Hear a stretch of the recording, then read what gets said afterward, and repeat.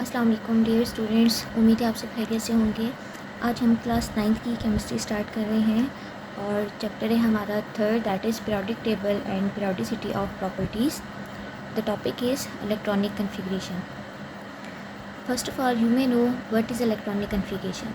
The arrangement of electrons in sub shell according to their increasing energy level is called electronic configuration. Electronic configuration क्या होती है? Arrangement होती है electrons की, या सिंपली हम कहते हैं प्लेसमेंट होती है इलेक्ट्रॉन्स की इन सब शेल्स। कौन कौन से सब शेल्स पढ़े हैं हम लोगों ने? हमारे पास जो मेन एनर्जी लेवल्स हैं they are K, L, M, N, okay, and the sub shells हमारे पास कौन कौन से हैं? एस, पी, डी और एफ। इन सब शेल्स के अंदर जब हम इलेक्ट्रॉन्स को अरेंज करते हैं, उन्हें प्लेस करते हैं इनके इंक्रीजिंग एनर्जी लेवल के अकॉर्डिंग, इसको हम इलेक्ट्रॉनिक कन्फिग्रेशन कहते हैं। सबसे पहले हमें ये मालूम होना चाहिए कि हर शेल में कितने इलेक्ट्रॉन्स प्लेस हो सकते हैं। For example, S can accommodate 2 electrons, P can accommodate 6 electrons, D 10 and F 14। ये हमारे पास नंबर ऑफ़ इलेक्ट्रॉन्स हैं जो कि किसी भी सब शेल के अंदर प्लेस किए जा सकते हैं। मैक्सिमम नंबर ऑफ़ इलेक्ट्रॉन जो कि इन सब शेल्स के अंदर आ सकते हैं वो हैं एस में 2, पी 6, डी 10 और एफ में मैक्सिमम 14 इलेक्ट्रॉन्स आ सकते हैं। अच्छा, अब हमें कैसे पता चलेगा कि इनमें से सबसे कम एनर्जी किस सब शेल की है और किस सब शेल की एनर्जी सबसे ज़्यादा है? इसके लिए हम एक छोटी सी स्कीम बना लेते हैं याद रखने के लिए, ताकि हमारी जो अरेंजमेंट है हमें वो ना भूले। उसके लिए हम क्या करते हैं, इसके लिए हम लोगों ने क्या करना है कि सीक्वेंस में एनर्जी लेवल्स लिख लेने हैं। फॉर एग्ज़ाम्पल, सबसे पहले हमारे पास 1s आता है, ठीक है, तो हम यहाँ पर 1s लिख लेंगे। नेक्स्ट लाइन में 2s और फिर 2p, next 3s, 3p and 3d, 4s, 4p, 4d, 4f, next is 5s, 5p, 5d and 5s। ये हम लोगों ने सीक्वेंस ऑफ एनर्जी लेवल्स लिख लिया, सब शेल्स लिख लिया। अब इसके बाद हमें कैसे पता चलेगा कि किस सब शेल की एनर्जी सबसे कम है? तो इसके बाद हम लोगों ने क्या करने हैं, इस तरह से इंक्लाइन में तिरछे से एरो लगा लेने हैं, ठीक है, इस तरह से।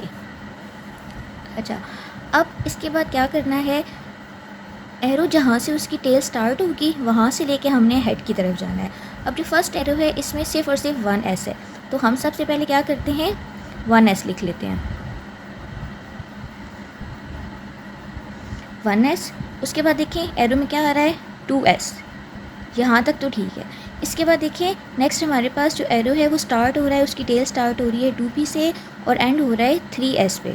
तो सबसे पहले 2p और फिर उसके बाद क्या आएगा, 3s, 2p, 3s। उसके बाद नेक्स्ट एरो स्टार्ट हो रहा है 3p से, फिर 4s। अच्छा, अब यहाँ पर देखिए, यहाँ पर थोड़ा सा बनता है कि जब हम वैसे सीक्वेंस में देखते हैं 3s, 3p तो नेक्स्ट इसके बाद 3d आना चाहिए, लेकिन यहाँ पर हमारे पास 3d आ रहा है। इसका रीज़न ये है कि 3p की एनर्जी 4s की एनर्जी 3d से कम होती है, इस वजह से 4s पहले आएगा। हमने कहा था कि जो सीक्वेंस है वो इंक्रीजिंग एनर्जी लेवल के अकॉर्डिंग है, यानी कि इसमें 1s की एनर्जी सबसे कम है, फिर 2s, फिर 2p, 3s, 3p, 4s और इस तरह से हम आगे चलते रहते हैं। नेक्स्ट आपके पास 3d आता है, फिर 4p, 5s और इस तरह से ये चलता जाता है depending on the atomic number of an element. तो स्टूडेंट्स, ये हमारे पास सीक्वेंस ऑफ एनर्जी लेवल था जिसके अकॉर्डिंग हम लोगों ने इलेक्ट्रॉन्स को अरेंज करना है। इसके बाद कुछ हम एग्जांपल्स देखते हैं सॉल्व करके कि किसी भी एटम की इलेक्ट्रॉनिक कन्फिग्रेशन कैसे लिख सकते हैं। सबसे पहली एग्जांपल आती है लिथियम की, और लिथियम का एटॉमिक नंबर है 3। एटॉमिक नंबर हमें नंबर ऑफ़ इलेक्ट्रॉन के बारे में भी बताता है और नंबर ऑफ़ प्रोटॉन के बारे में भी बताता है। So if atomic number of lithium is 3, it means it has 3 electrons in its structure. तो अब हमने इन 3 इलेक्ट्रॉन्स को अरेंज करना है इन सब शेल्स। तो जब हम लोगों ने अभी सीक्वेंस लिखा था उसमें हमारे पास सबसे पहले क्या था 1s, और हम लोगों ने कहा था कि s के अंदर मैक्सिमम कितने इलेक्ट्रॉन्स हो सकते हैं 2 इलेक्ट्रॉन्स। ठीक है, 2 इलेक्ट्रॉन हो गए, टोटल हमारे पास 3 इलेक्ट्रॉन्स थे, 3 में से 2 इलेक्ट्रॉन यहाँ पर आ चुके हैं। उसके बाद नेक्स्ट सीक्वेंस में हमारे पास जो सब शेल आ रहा है दैट इज़ 2s। ठीक है, और वो हमारे पास 1 हो जाएगा।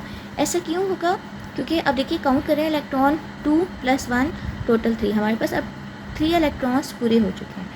अब यहाँ पर एक मिस्टेक क्या करते हैं स्टूडेंट्स के, वो s के अंदर भी 2 इलेक्ट्रॉन्स जो है वो प्लेस कर देते हैं।